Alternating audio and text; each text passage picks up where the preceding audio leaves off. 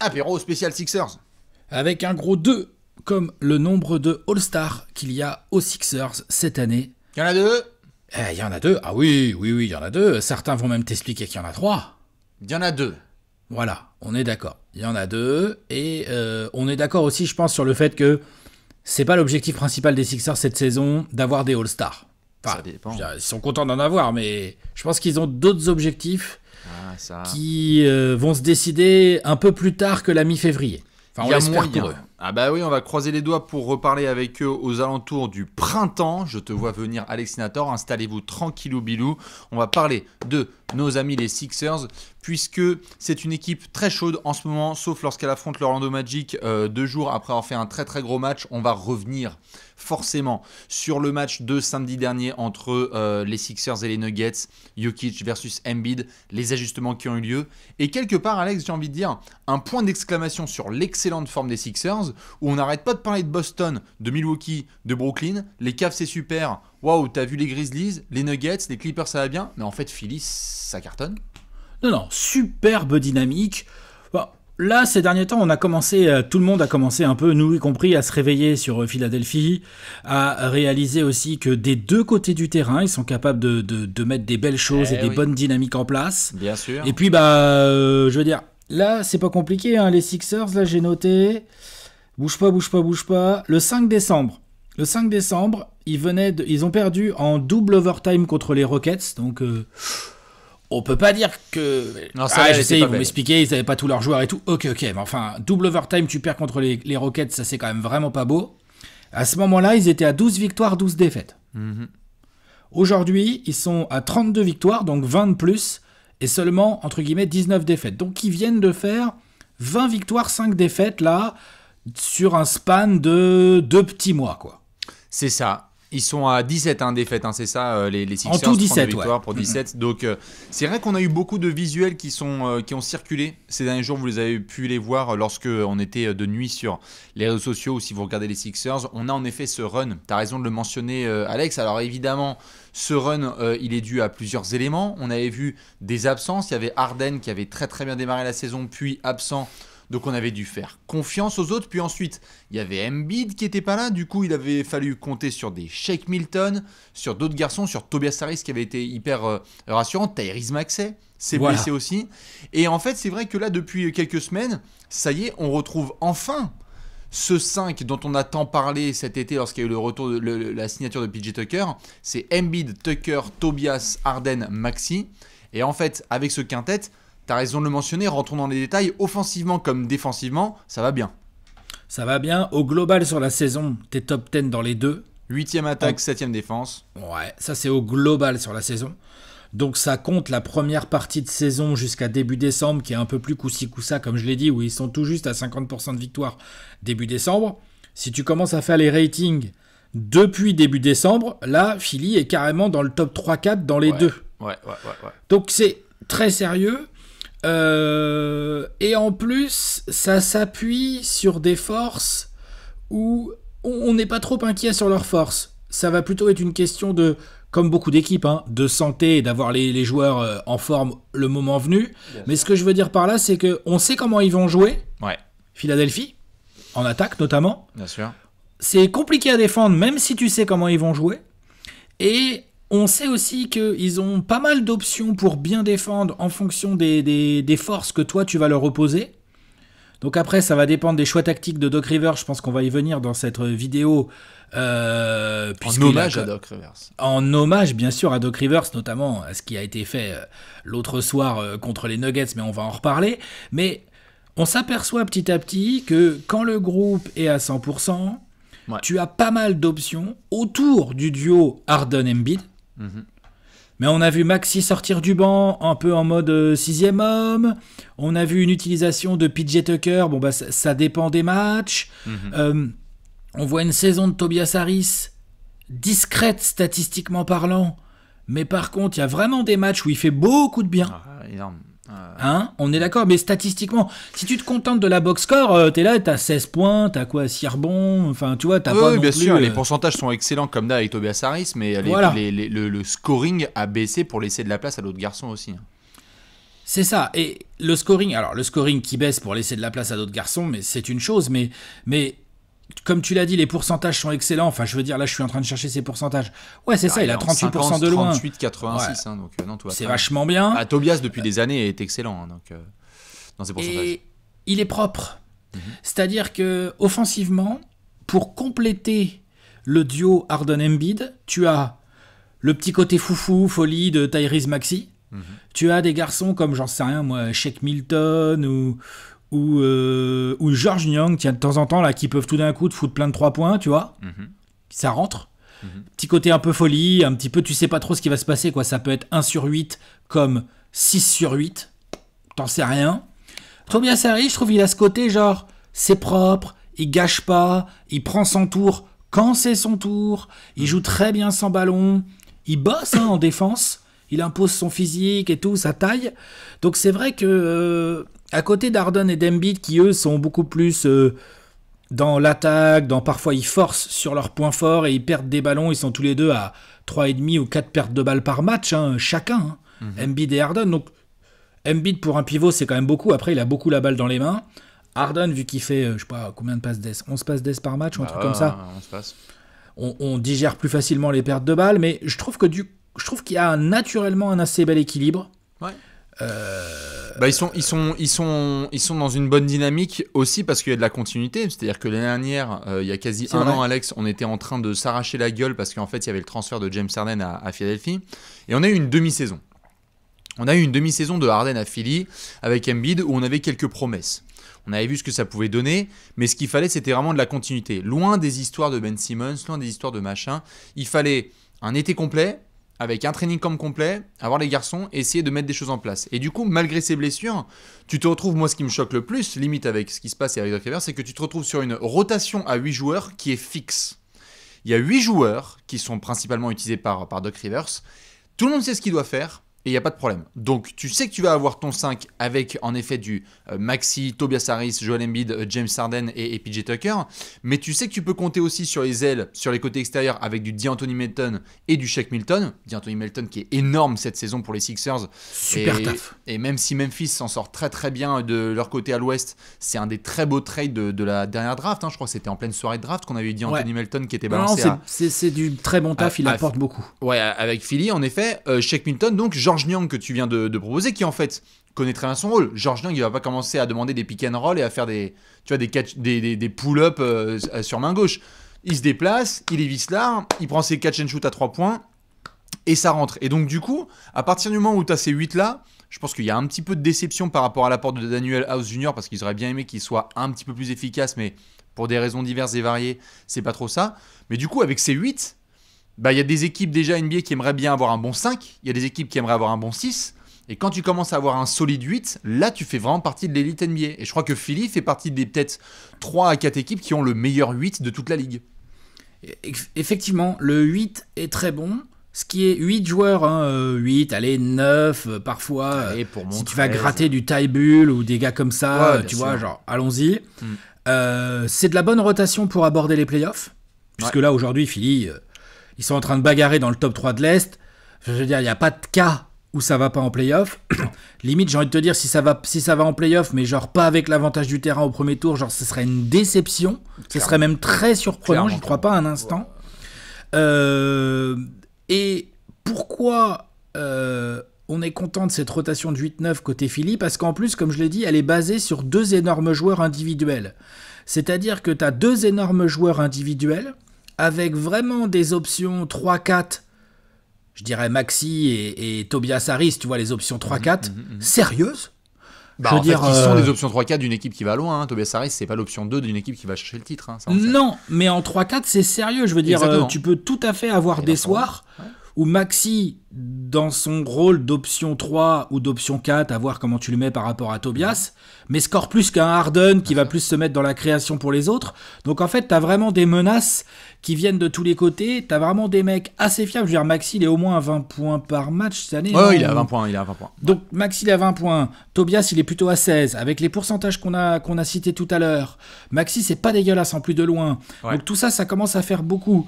Tu ajoutes à ça un pivot qui, bien évidemment, est un monstre offensif, mais également un sacré bestiau défensif quand même, hein, Embiid. Bien sûr. Genre, il n'est pas dans la course au MVP juste parce qu'il met 33 points par match. Il est dans la course au MVP parce qu'en fait, il domine des deux côtés du terrain. Parce qu'il est capable de prendre beaucoup de rebonds, de contrer, d'être dissuasif, de faire énormément de choses. On va pas refaire le dossier Joel Embiid. Ouais. Donc tout ça, ça fait beaucoup de choses positives qui se mettent en route pour les Sixers. Ça explique leur énorme dynamique. Ouais. Et ça explique... Ouais, ça explique aussi, à l'époque, tu te rappelles, moi je les avais... Moi, c'est ces Sixers-là que je voulais voir quand on a fait les previews. C'est pour ça que je les ai mis à l'époque de l'Est, parce que je trouve qu'on verra en playoff. Mais je trouve qu'en régulière, autour de Harden Embiid, avec des Maxi, des Tobias, des machins, tu peux vraiment gagner, même des matchs où tout le monde n'est pas à fond, tu peux les gagner. Bon, évidemment, je dis ça au lendemain d'une défaite contre le Magic. À la base, on avait prévu de parler de Philly, en effet, et au moment où on a mentionné le sujet, on s'est rappelé le lendemain pour se dire, putain, ces enfoirés, ils ont perdu contre Orlando parce que Mo Wagner s'est pris pour Tim Duncan 99. Putain, ils sont sérieux. C'est comme ça, c'est Philly, mais en même temps, pourquoi cette contre-performance contre Orlando ? Parce que force est de constater que samedi, c'était le match le plus attendu côté Philadelphie, et tout ce qui ressort depuis 3 jours, que ce soit les insiders du côté de Philly ou même les plus généralistes, notamment Ramona Shelburne qui en a parlé en long et en large dans le dernier podcast de Zach Lowe, qui dit « ça faisait des jours que cette équipe-là avait entouré la match-up face à Denver ». Au-delà du côté Rivals Week, au-delà du côté Nikola Jokic versus Joel Embiid, c'était aussi l'occasion d'avoir 2 équipes qui, dans les hauteurs de leur propre conférence, pouvaient taper du poing sur la table. Et ce qui est formidable avec cette rencontre, qui est peut-être la meilleure rencontre de Philly sur ce début de saison, en tout cas sur ces 2 tiers de saison, c'est qu'il y a un démarrage qui est pas très bon parce que, notamment, Denver fait absolument ce qu'ils veulent, les Nuggets font ce qu'ils veulent offensivement. La première mi-temps des Nuggets est exceptionnelle. Ils dirigent absolument tout collectivement. T'as du Aaron Gordon qui punit bien, Nikola Jokic est dans son bain, Jamal Murray punit bien. Tout le monde s'y retrouve. Et Philly, notamment, a du mal défensivement, même si en attaque, tu as quelques soucis de faute qui empêchent Joel Embiid de pouvoir vraiment charbonner. Et il est très, très bon, certes, en première mi-temps, mais tu n'as pas l'impression que Philly a les mains sur le match. Et l'ajustement qui a lieu en seconde mi-temps, donc à la pause, avec ce qui a été rappelé par Doc Rivers, c'est qu'il avait discuté avec PJ Tucker notamment et avec ses assistants du fait de pouvoir le mettre directement PJ Tucker sur du Jokic, sur ce genre de garçon. C'est aussi pour ça qu'il a été recruté, PJ Tucker. Cet été, on a eu beaucoup de discussions sur le côté PJ Tucker qui n'est plus à Miami, qu'est-ce qu'il peut faire à Philly, beaucoup de critiques sur son aspect fantomatique en attaque.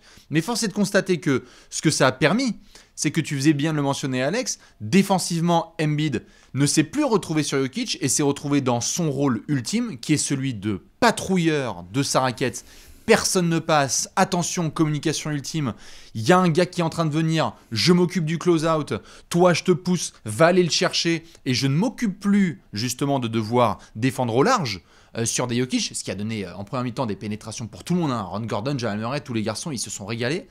Et donc sur la deuxième mi-temps, tu as ce run formidable de Philly, poussé par un public en feu, et ça, de tous les plus grands moments des Sixers de ces derniers mois, il est tout en haut, parce que il y a certes la victoire, mais il y a la manière. Je ne sais pas ce que tu en as pensé, mais moi j'ai été vraiment bluffé. Au-delà de la perf de Embiid, j'ai trouvé l'ajustement de Philly hyper intéressant et séduisant à quelques semaines des playoffs. Alors oui, je suis d'accord. D'ailleurs, ça m'a fait penser à ce qu'ont fait les Bucks en 2021. Bah oui. Les Bucks en 2021, il y a PJ Tucker qui se prend souvent les gros joueurs comme ça, et t'as Giannis qui patrouille. C'est ça. C'est vrai que quand tu as Embiid, ça peut te donner envie de faire le même genre de truc. Surtout que PJ Tucker est un garçon polyvalent, c'est-à-dire que les profils à la Giannis et le profil Jokic sont quand même différents. Il y a quelques points communs, ils aiment jouer au large et ce sont des bons passeurs. Il y en a même un qui est un passeur génial. Mais c'est très différent. Il y en a un qui est beaucoup plus puissant et rapide et physique que l'autre. L'autre, il est beaucoup plus grand et technique. PJ Tucker peut faire chier les deux. C'est vachement intéressant comme profil. Bien sûr. Ça justifie la présence de PJ Tucker dans le 5, parce qu'en attaque, il commence à avoir de plus en plus de mal. Mais c'est vrai que s'il est capable de produire ce genre d'effort et d'intensité dont les Sixers vont avoir besoin en play-off. Donc, de toute façon, il va falloir. Après, sur ce match-là, effectivement, l'ajustement est vraiment très intéressant à regarder. Ça a beaucoup embêté les Nuggets, c'est sûr. faut se méfier des effets de un match de régulière. Je pense que si demain bon, après une série Nuggets-Sixers, ce serait une finale NBA. Donc, on n'en est peut-être pas rendu là, hein. Ouais. Après, moi, la finale NBA, Sixers-Nuggets, avec Jokic et Embiid, pareil. Ah non, mais pareil, je prends. Mais tu vois, dans le cadre d'une série, je pense que il y a aussi un coup de poing sur la table à dire Jokic, par contre, excuse-moi Jokic, genre juste, du coup, comme t'as PJ Tucker sur toi, tu prends plus de tirs en fait. C'est ça l'idée. Donc tu vois, on pourrait leur rentrer dans la gueule pendant un quart d'heure. Hein, il y a tout un travail dans ce sens-là. Et c'est là aussi que les grands coachs et les grands effectifs gagnent les séries. C'est que tu proposes un premier ajustement, l'adversaire te renvoie la balle, si j'ose dire ainsi, donc s'adapte lui aussi. Et c'est celui, en fait, qui va finir par avoir le dessus. Tu parlais de out-coacher ou de choses comme ça. Bon, bah, c'est là aussi où on va attendre Doc Rivers dans les moments de play-off. Toujours est-il que pour de la régulière... Il l'a fait. Exactement, il l'a fait. Et on a tendance à le tabasser, et là, il faut aussi reconnaître... Non, mais il l'a fait, je vais pas dire que c'est pas bien. Hein. Non, mais c'est très bien. J'en profite sur le fait que souvent, on le tabasse, et à raison, parce qu'il nous a gonflé. Et moi, c'est pas ce match qui va m'empêcher de transpirer le 15 avril, et je pense que les fans des Sixers le savent aussi. Mais faut aussi rendre les fleurs quand il y a des bons ajustements qui ont été faits. Là, ça a été le cas, vraiment. Et donc, ça renvoie quelque part la balle, comme tu l'as dit, du côté de Mike Malone. C'est-à-dire qu'on est là, genre, bah, Mike, parce que c'est Nikola Jokic, mais c'est aussi Mike Malone, mais c'est aussi les gars. C'est genre, comment ça se passe ? En fait, là, on a dit qu'il y a PJ Tucker qui est venu, mais d'ailleurs, c'est ne pas rendre justice aux Tobias Harris, Harden, Maxey et compagnie qui sont venus foutre, en fait, leurs mains à venir doubler, en fait, Jokic, à le prendre par surprise, qui a créé des pertes de balles vraiment frustrantes pour les Nuggets. Mais quelque part, je pense qu'on a discuté tous les deux en off. Denver... Ils sont allés dans le sens de notre discussion parce que t'étais en train de répéter moi je veux du nasty de la part de Nikola Jokic. Moi je disais putain, avec leur fin de match c'est violent, mais peut-être qu'on les défoncera à un autre moment parce que je voulais un peu plus focus sur Philly, mais vas-y. Non, mais on pourra pas défoncer Denver dans cet apéro, puis en plus on va pas se baser sur un match. Oui. C'est juste que Denver ils ont déjà eu un avertissement de ce genre de défense l'année dernière en playoff contre les Warriors. Bien sûr. Où tu envoies un Draymond Green d'abord et t'as des joueurs intelligents autour qui se positionnent bien et t'as des mecs capables de patrouiller, Wiggins ou Looney ou des gars comme ça. Donc, et il n'y avait pas Jamal Murray ni Michael Porter Jr. Ce que j'aime bien dans ce coup de coaching de Doc Rivers, c'est le côté genre, non seulement il a James Harden et Joel Embiid qui sont tous les deux de manière isolée des joueurs forts et très compliqués à défendre, qui savent très bien, on va en parler dans cet apéro, mais franchement le pick and roll Harden-Embiid... Pop, dis donc, c'est très très compliqué de les empêcher d'arriver à leur fin. Hein. Surtout quand Embiid est en feu, là, comme on l'a vu contre les Nuggets, ou même comme depuis le début de saison, il est très compliqué à défendre d'une manière générale, mais c'est très intéressant. Et donc là, ce que j'aime bien, c'est le côté coup de poing sur la table des Sixers, en mode, Embiid a été énorme. Embiid est capable de prendre Jokic, d'être monstrueux et de gagner un peu un match offensivement sur ses épaules, à Embiid. Ça, c'est fort de la part d'Embiid. Mais en plus, il y a le message sous-jacent que tu envoies à Boston, à Milwaukee, à Miami, à Cleveland, à tous ces garçons que tu pourrais croiser potentiellement, que tu vas croiser. Enfin, dans ceux que je viens de citer, ils vont forcément en croiser au moins un, a priori.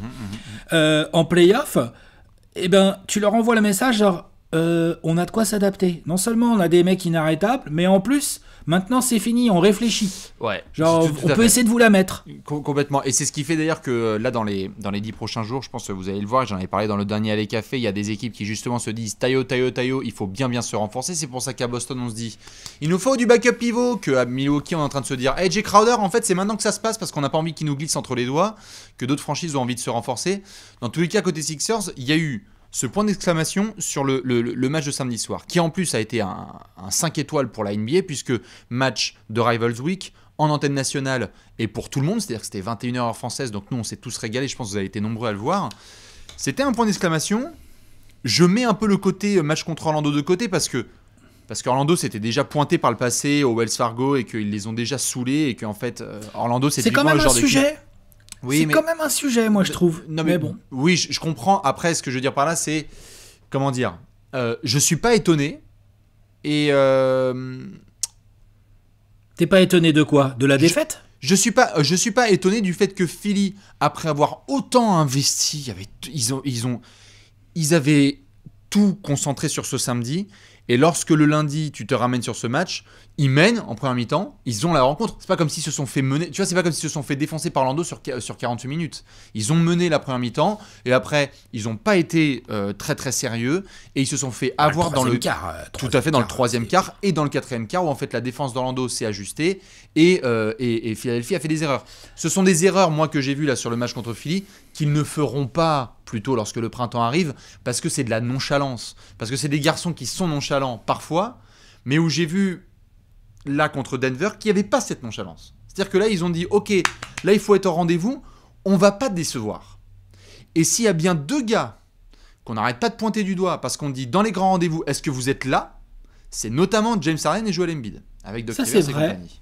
Je suis d'accord avec ce que tu dis, c'est hyper important pour eux de montrer qu'ils peuvent être là dans les grands rendez-vous. Harden, Embiid et Doc Rivers. Ouais. Les 3. Donc je suis d'accord. Par contre, je mettrais quand même un micro bémol, même si je comprends, c'est de la régulière, ils avaient un peu tout donné 2 jours avant. Ils se sont fait fumer en deuxième mi-temps par le Magic, qui est une équipe... Ah, paf. Le Magic est une équipe très forte. Je vais juste montrer le classement à l'Est en attendant Alex.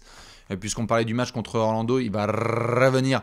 Mais je faisais juste le point parce que je n'ai pas montré le classement tout à l'heure. Au moment où on parle, ils sont 3e. Quasi à égalité avec les Bucks. 32 victoires pour Philly, 33 victoires pour Milwaukee. Il y a Boston qui est un peu plus haut. Mais on voit que ça va se jouer dans ce top 4. Donc c'est pour ça aussi qu'avec Alex, on mentionnait le fait que normalement, l'avantage du terrain, si tu l'as pas, c'est compliqué. Ils ont 4 défaites d'avance sur les Cavs et le Heat. Alex, je t'ai récupéré. Tu étais en train de dire que le petit bémol là pour toi sur le match contre Orlando? C'est que, en fait, c'est aussi ça, les grandes équipes. Ce sont celles qui ne se satisfont pas juste d'assurer les gros matchs. Ce sont celles qui sont capables d'enchaîner. Et c'est ce qu'on va demander à Philadelphie sur cette deuxième partie de saison. Ils ne sont que 3e de l'Est. Et ensuite, quand on sera en play-off, par exemple, j'ai une question pour toi. Oui. Si t'es Philly là, t'es plus en mode on push, on joue dur, on essaye d'être allez, allons-y, premier, on essaie de rattraper Boston. Ou t'es plus genre tranquillou. Franchement, 3e c'est bien, même si on slide 4e parce que quand Kevin Durant revient, ou les Cavs, ou je sais pas quoi, tu vois, c'est pas trop... Dans quel état d'esprit il devrait être, d'après toi, en fait? À mon avis, et je vais répondre à ta question, juste toute petite parenthèse par rapport à ce que tu mentionnais. Je suis d'accord quand tu mentionnes que les grandes équipes, elles doivent justement ne pas se satisfaire, elles doivent être là. On to the next one, quoi. Tout à fait. Et moi, justement, là où j'ai été plutôt surpris, agréablement, c'est qu'ils étaient sur 6 victoires de suite. Ils venaient de faire un road trip à l'Ouest qui a été excellent. Et donc, ça aurait pu être justifié de se dire, bah les mecs rentrent et justement, ils piétinent. Et finalement, ils ont été bons. Pour répondre à ta question, moi, je pense que Philly n'a juste pas le choix. Si Philly était Golden State, avec plusieurs titres et plusieurs finales de suite, et que les mecs étaient absolument intouchables, tu pourrais avoir un peu cette espèce de légitimité qu'on donne là aux Warriors, qui est de dire, ils ont certainement un run qui va venir en deuxième partie de saison. Philly, t'es rien. Et je sais que je suis désolé de dire ça aux fans, parce que c'est pas de dire que vous êtes rien du tout, zéro, nada, walou. C'est juste, t'as rien récemment avec ce groupe-là qui te permet de justifier une potentielle attitude où on va prendre les choses à la légère. T'es un grand garçon, regarde ce qui s'est passé avec Boston la saison dernière. Boston, ils ont caracolé là en deuxième partie de saison. Ils ont dit, on a les 2 pieds, les 2 coudes, la tête et le torse sur l'accélérateur. Et on y va. Bim. Et on y va. Et on va y aller. Et même le dernier soir de la régulière, tu sais, quand on a commencé à faire des calculs, Boston va faire quoi? Ils ont défoncé Memphis. Ils ont fait, on en a rien à foutre du seeding. Nous, on est bon, on joue qui vous voulez. Donc vous nous mettez Brooklyn au premier tour. On les défonce. Qu'est-ce qui s'est passé? Boston, ils étaient sur une dynamique de zinzin. Ils n'ont pas joué avec leur nourriture. 4-0, merci KD et Kyrie en vacances. Donc pour moi, je pense que Philly, t'as juste une seule chose à faire, c'est... On voulait être à 100%, on est à 100%. On vient de faire un bet de road trip à l'Est. On vient de remporter un gros match en antenne nationale et on va devoir continuer en ce sens. Continuons à cocher des cases, faisons le boulot au maximum et on verra le 5 avril s'il y a la possibilité de reposer un match Embiid parce qu'on n'a pas envie, tu sais, qu'il joue avec le masque là d'amphibien où on se dit what the fuck, il s'est encore pris un Siakam sur le nez et donc du coup il va diminuer en playoff. À la limite ça, mais moi je dis... Là, il faut un momentum comme jamais ils en ont eu, en fait. Je sais pas toi ce que t'en penses, mais moi c'est assez clair dans ma tête. Si, je suis assez d'accord, faut jouer, faut faire gaffe à la santé, ils ont quand même des joueurs fragiles évidemment. Oui. Embiid, Harden, faut peut-être les ménager un tout petit peu de temps en temps, mais dans l'ensemble, Philly doit essayer de prendre le maximum de matchs. Bien sûr. Ils sont troisième, bon ils sont dans le short évidemment des Bucks, ils sont qu'à 3 matchs des Celtics, des Celtics qui sont toujours dans une très bonne dynamique, mais peut-être un peu moins souverains que sur le tout début de saison. Ouais. Donc c'est pas fini l'Est. Bien sûr, et d'ailleurs j'en profite parce qu'on va le montrer juste après. Bon, tu sais quoi, je vais le faire tout de suite parce que je sais que les gens aiment bien faire ça. Calendrier. Comment vous dire, juste je vous demande s'il vous plaît d'entourer 3 choses là sur les prochains jours. Mercredi prochain, ils jouent 2 fois Boston en février. Exactement. Celtics Sixers le 8, la veille de la trade deadline, je rappelle que le 9 on la commente en direct. 3 jours après, Nets Sixers, et on a vu notamment Philly qui s'est bien démerdé justement contre Brooklyn, c'était il y a quelques jours, 137-133. Après le All-Star Break, tu vas retrouver du Boston et tu vas affronter 2 fois Miami. Pour moi, ce stretch-là, février, il est fondamental. Je t'ai même pas mentionné Cleveland qui est juste ici, c'était un potentiel match-up de premier tour des playoffs. C'est vraiment le test parfait pour eux parce que là, on peut se dire, bon, bah, c'est Denver, très bien, comme tu l'as dit, c'est peut-être un adversaire de finale NBA, Inch'Allah. Là, le problème, c'est que... Comme tu l'as dit, ces équipes qu'on vient de mentionner là, Boston, Cleveland, Miami et j'ai dit qui, et les Nets, c'est obligatoire que tu vas en affronter en fait une de ces équipes. Obligatoire, et puis t'as vu, c'est saupoudré d'un petit Memphis, des petites choses comme ça. Ils ont un gros mois de février. Ah ouais, non, c'est énorme. Moi, la question que j'allais te poser dans ce sens, c'est, on a plein d'équipes là, en ce moment dont on n'arrête pas de parler là, Toronto, les Lakers, les Bulls, trade deadline, machin truc. Tu es Daryl Morey. Et j'invite les gens, évidemment, fans de Philly, à nous dire ce qu'ils en pensent. Alex, t'es Daryl Morey, tu vois ce qui se passe, tu vois qu'il y a des incertitudes sur des Furkan Korkmaz, sur peut-être un secteur intérieur. Qu'est-ce qu'on ferait potentiellement à Philly par rapport à ce 8 très fixe qu'on a mentionné? Est-ce qu'on rajoute du 9-10? Qu'est-ce qu'on fait? Toute la question, c'est est-ce qu'il compte vraiment sur Matisse Thybulle ou pas? Pour moi. Oui. Donc, parce que quand tu dis 8, il n'y a pas Matisse Thybulle dedans. Non. Quand tu dis 8, c'est le 5 majeur. Si tant est que Maxi soit dans le 5 majeur, ça fait plusieurs matchs de suite où Doc Rivers, il le sort du bench, il le sort du banc. Là, en 6e homme, il préfère titulariser D'Anthony Melton, qui, il est vrai, est vachement complémentaire de James Harden. Enfin, il y a des choses très intéressantes à faire. Mais donc, tu as Maxi, Milton sur le banc et quoi la locomotive George Niang. Et George Niang. Ouais.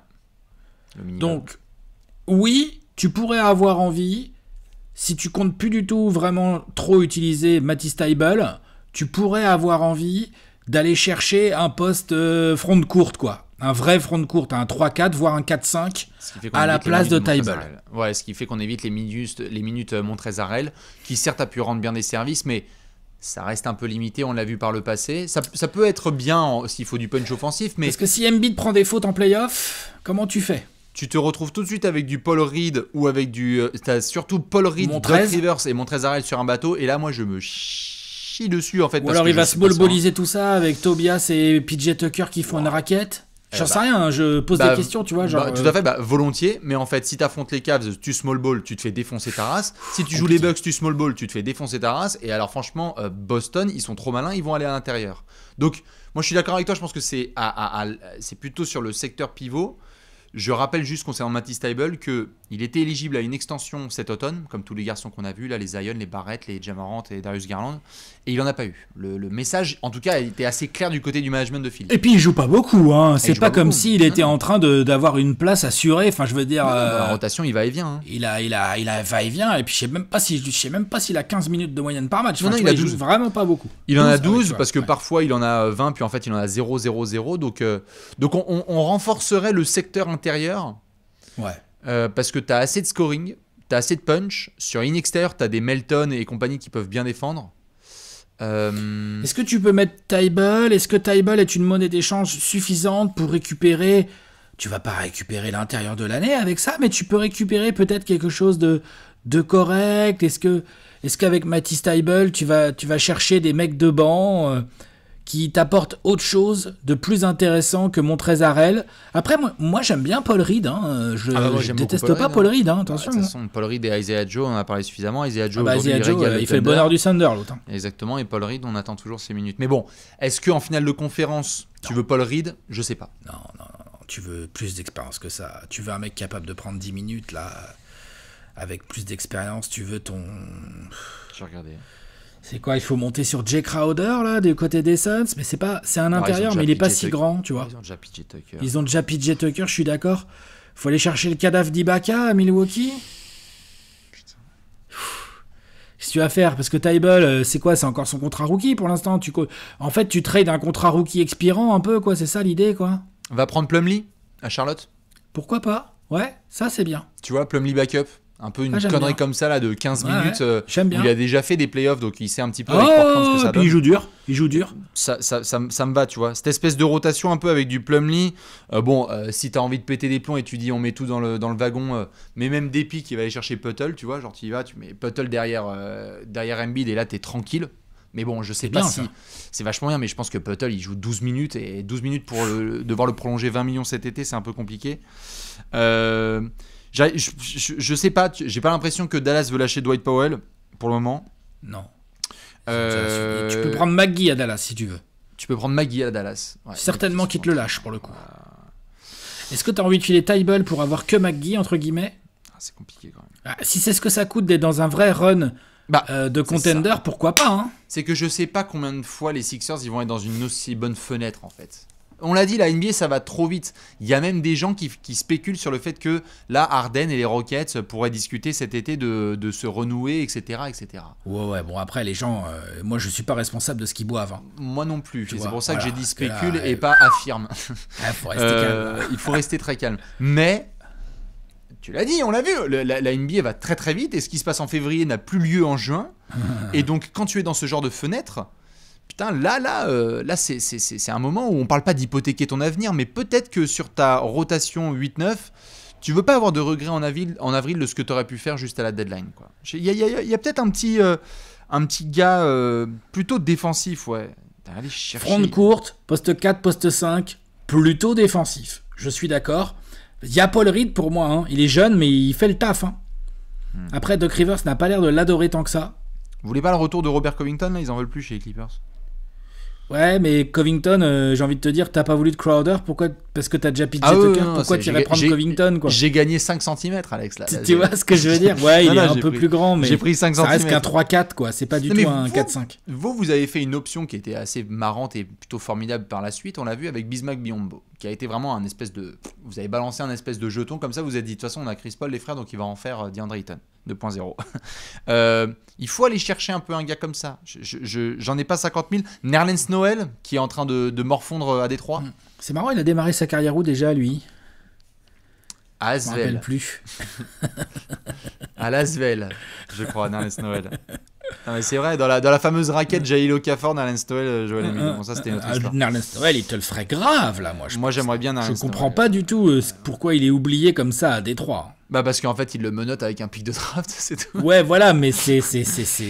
Donc, si t'es Philly, est-ce que si t'es Philly, tu vas oser un petit peu hypothéquer une partie de ta flexibilité future, donc ton avenir avec tes pics de draft, pour ça? On l'a vu, vous l'avez fait avec certaines les Raptors ils l'ont fait, les Bucks ils l'ont fait, les Suns ils l'ont fait, ils n'ont pas été champions mais ils sont allés en finale. Les Warriors ont hypothéqué tout leur salaire sur 2 décennies pour essayer d'avoir une bague. Peut-être que Philly doit pas faire la fine bouche. Peut-être que Philly a un micro-move comme ça qui sur le papier te coûte un peu cher mais sur le terrain en fait on te regarde plus pareil. C'est ça. J'ai 2 dernières questions pour toi. Vas-y. La première. Ouais. Elle concerne évidemment l'équipe de Philly au global. C'est, toi, comme tu l'as dit, tu les avais numéro 1 de la conférence Est. Là, tu es rassuré. Est-ce que, là, ce que tu vois te permet d'être ultra confiant avec le fait d'affirmer ces Sixers-là, ça peut jouer les finales NBA dans la conférence Est, tranquille? Enlève le tranquille. Parce que, en fait, tu as quand même, quoi qu'il arrive, tu auras les Celtics ou les Bucks sur ton chemin. Oui. Ou les Nets si ça se goupille comme ça, faut Les voir Cavs. exactement avec les Nets nous fument les Celtics ou les Bucks et que du coup tu te les retrouves en demi ou en finale de conf. Mais tu auras une de ces 3 équipes-là qui, à mon sens, sont des équipes qui, pour diverses raisons, peuvent sur une série de playoffs, pour l'instant en tout cas, faire jeu égal avec les Sixers. Parce qu'elles ont progressé, elles aussi, les Celtics ont progressé offensivement. Les Celtics ont toujours leur profondeur. Les Bucks, ce sont les Bucks, quoi. Les mecs jouent sans Middleton depuis je sais pas combien de temps. Ils sont 2e de l'Est. Enfin, tu vois, genre... ça se trouve, on n'est pas au bout de nos surprises. Ça se trouve, Middleton va vraiment commencer à revenir en mars et on va tous l'être là en train de claquer des dents, en train de dire merde. Tu vois, voilà. Et les Nets, vu ce qu'ils faisaient avant la blessure de KD et que ça a l'air de pas trop mal se goupiller pour que KD revienne courant février... Tu peux pas trop les laisser de côté, ils sont dangereux. Surtout avec le niveau d'un Kyrie Irving et la progression quand même assez impressionnante de Claxton. Je suis complètement d'accord. C'est-à-dire que Embiid va dominer Claxton. Mais Embiid va pas en faire de la chair à pâté comme ça aurait été le cas il y a 18 mois. C'est ce qu'on a vu sur le dernier match et Claxton était énorme. Donc, entre les Nets et les Sixers. En fait, j'ai 3 questions. La deuxième, c'est que... Non, mais tu vas voir parce que ça va être drôle. Elle est venue en plein milieu de ton argumentaire. Je vous remonte le classement là, à l'Est, là. Il y a un espèce de fantôme là que personne ne veut trop mentionner en ce moment, mais c'est un petit peu le truc vraiment chiant qui peut arriver à Philly. Tu parlais de mettre un coup d'accélérateur là. Qui tu préfères affronter au premier tour des playoffs entre Cleveland ou Miami? C'est une bonne question. Parce que c'est ça aussi que Philly va devoir se taper potentiellement si tu mets pas le coup d'accélérateur. Tu vois, quand on parle là de. Tu disais juste, je termine, après je te laisse répondre. Si tu mets pas le coup d'accélérateur, aller chercher Boston et Milwaukee là. Il y a des équipes qui sont en train de flipper, en interne, hein, pas les joueurs, du fait d'avoir cravaché comme un zinzin et tu te tapes les Cavs au premier tour. C'est une horreur. T'as cravaché pour essayer de te faire upset par des gamins avec des dents longues qui vont vouloir te chercher. Miami. Tu les vois Miami avoir peur là de se ramener et de se dire genre ouais vraiment... Non, le problème c'est Miami. Le problème c'est Miami qui fait pas une si bonne régulière que ça. On va voir s'ils vont bouger à la deadline pour améliorer leur effectif. Mais ils ont des blessés et en même temps on est là. Il est clair que si tu débarques sur une série de playoffs et il y a Jimmy Butler, il y a Bam Adebayo, il y a Tyler Hero qui prend feu, t'es pas à l'abri que Kylori commence un peu à s'exciter. Enfin, Spoelstra c'est un immense coach. Donc moi, je préfère jouer les Cavs, même s'ils sont forts, hyper forts, je préfère jouer les Cavs que le Heat. Par contre, franchement, on est là. Dans la continuité de ce que tu disais tout à l'heure, pour moi, Miami, si c'est vrai, Philadelphie, si c'est vraiment un contender, il n'y a pas de calcul. Il n'y a pas de calcul. Exactement. Tu vas, tu gagnes des matchs, et puis tu sais quoi ? On a fini 2e, pendant ce temps-là, Miami avait slidé, c'est Miami qui sort du play-in, on va leur mettre 4-1. Tout à fait, sauf que toi et moi, malgré le match de ce samedi, malgré la saison extraordinaire de Joel Embiid, malgré ce qui se passe avec James Harden, la tête que tu fais, la tête que je fais quand on dit premier tour face à Miami, ça me rassure pas sur nos intentions sur les Sixers. Non, par contre aujourd'hui, je te fous les Sixers vainqueurs tous les jours. Là, aujourd'hui. Oui, là, aujourd'hui. Après, on en reparlera quand on sera mi-avril et si vraiment il y a cette série. Mais cette série, merde. Oui, c'est relou. Mais on n'est pas rassuré de ouf. Non, mais personne n'est rassuré. Qui est vraiment rassuré avant de jouer Miami ? Tout à fait, mais s'il y avait Milwaukee Miami, là, moi je serais rassuré. T'es rassuré. En même temps, tu joues quand même Miami, quoi. Genre, je suis désolé, hein. Il y a des fans qui vont pas me kiffer, hein. Mais alors, pour moi, jouer les Knicks ou les Hawks, par exemple, parce que c'est le 7e et le 8e actuel de l'Est, au moment où on fait cette vidéo. T'es Philly, t'es Boston, t'es Milwaukee, on te dit c'est les Knicks ou les Hawks, tu fais bon... Mais tu te marres, même moi je me marre. Koulos, on a l'avantage du terrain, on va jouer Julius Randle. On peut même leur donner l'avantage du terrain si vous voulez. Ou Dejounte Murray, ou Trae Young et tout. Voilà. Miami fait chier parce qu'ils vont jouer dur, parce qu'ils vont bien être coachés, parce qu'à tout moment, Jimmy Butler, il peut vraiment te faire un gros match, et Bam Adebayo, il peut contrôler ta raquette, et ainsi de suite. Donc, Miami fait beaucoup plus chier que les autres. Maintenant... Faudra voir où on en est mi-avril. Ce que je veux dire par là, c'est que Philadelphie, pour l'instant, ne doit pas se soucier de ça. Philadelphie doit se dire, On est troisième, Les deux mais pieds on sur regarde l'accélérateur. vers le haut, on veut être premier en fait. Exactement, c'est ce que je disais tout à l'heure depuis sur accélérateur. Juste, j'aime bien, comme tu le sais, faire ces espèces de prévus de 8 semaines à l'avance. Parce qu'en fait, pendant que tout le monde, entre guillemets, est en train de se dire ah, Philly, c'est génial, il y a un espèce de bus comme ça, dédicace à Simon qui arrive, qui est en fait coucou, tu joues le hit au premier tour. Et en fait, si Philly ne répond pas à la question que tu m'as posée tout à l'heure, c'est-à-dire il faut qu'on regarde vers le haut, il faut qu'on soit bon, il faut qu'on soit confiant et qu'on ait tous nos automatismes et nos joueurs à 100%, attention. Parce que là, il y a des match-up, c'est pas une petite conférence Est. Et attention à un autre truc, c'est que Cleveland a un drôle de rythme. Mais on a vu que Cleveland était capable de faire des séries, d'enchaîner les victoires. Là, Cleveland, il y a Donovan Mitchell qui n'a pas été à 100%. Il se cherche un peu. Moi, je pense que Cleveland va bouger à la deadline. Je sais pas exactement quoi, mais je les vois bien faire un move pour essayer de s'améliorer autour du poste 3. Tout à fait.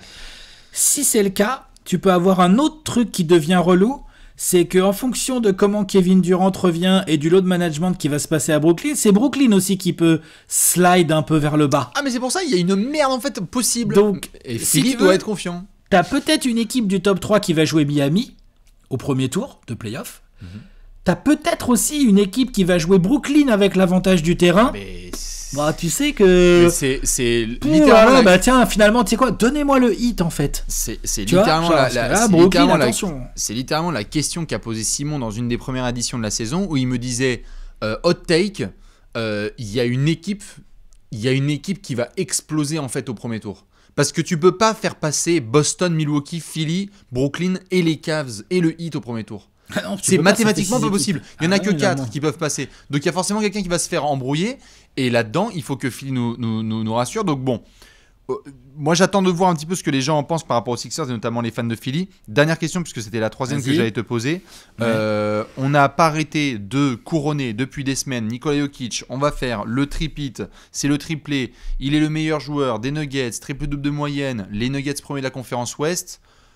On a vu le match là de ce samedi. On ne va pas baser une course sur un seul match, mais est-ce qu'on ne devrait pas aussi un peu plus considérer au quotidien le dossier de Joel Embiid, qui certes a été blessé, mais qui en fait est monstrueux dans une équipe de Philly qui en fait est top 3 de sa conférence Ouest, qui a 2 défaites, une défaite d'ailleurs des Nuggets, et qui en fait vient montrer à Nikola Jokic qu'il va avoir du pain sur la planche sur les 6 prochaines semaines.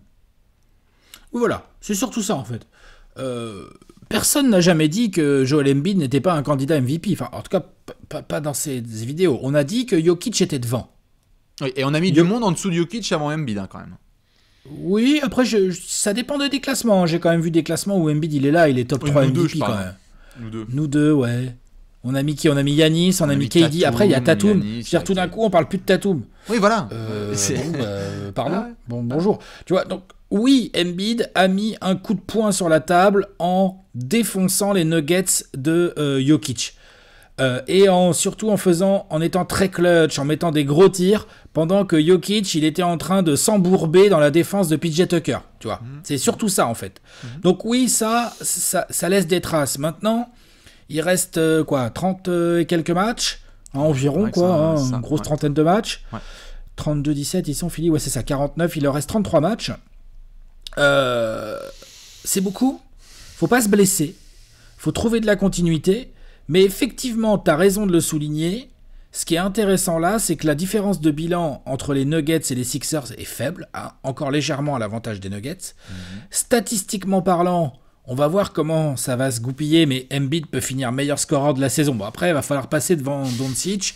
L'autre, il fout 50 points un match sur 4. Donc attention, ça va pas être simple. Tu vois ? Ouais, non. Mais il peut être meilleur scoreur ou pas loin. Jokic peut être meilleur passeur ou pas loin, parce que là, bientôt, Harden va devenir éligible. Donc Harden va certainement débarquer éligible, boum, première moyenne de passe de la Ligue. Donc... ça va jouer à pas grand-chose. Je pense que là, le fait que Embiid ait remis un coup de poing sur la table, ça le replace. Mais pour moi, pour l'instant, il est toujours derrière Jokic. Je suis d'accord. Il faudra justement voir ces grosses match-up là dont on a parlé. Hein. Regardez le boxon que ça a fait, sa performance contre Denver. Imaginez s'il affronte, je sais pas moi, 2 fois Boston dans le mois de février, ou 1 fois Cleveland, ou 2 fois Miami, ou les Nets, et que justement il enchaîne les masterclass, il y a de bonnes chances pour que Joel Embiid soit encore élu joueur du mois. Je pense qu'il avait pris notamment à cœur le fait qu'il n'était pas titulaire pour le All-Star Game. C'est peut-être la meilleure nouvelle en fait pour les fans de Philly. C'est qu'en fait un Joel Embiid énervé, bon courage à la compète. C'est S'il peut s'en servir de motivation, c'est pas moi, mal. Je suis d'accord. très très chaud. Dans tous les cas, dites-nous vous ce que vous pensez de nos amis les Sixers après le match de ce samedi face aux Nuggets et après cette masterclass contre Orlando. On va les suivre de très très près. Dites-nous si vous voyez quoi que ce soit à la deadline autour de Matisse Thybulle. Alex, je te laisse avec le mot de la fin. Le mot de la fin, c'est attention, messieurs les Sixers. Là maintenant, vous pouvez plus vous cacher. Vous avez la pression et il va falloir l'assumer. Le Kraken est sorti, comme dirait Léonce. On vous fait des bisous et à très vite sur la chaîne YouTube de Radio Choc. Des bisous. Ciao. Ciao.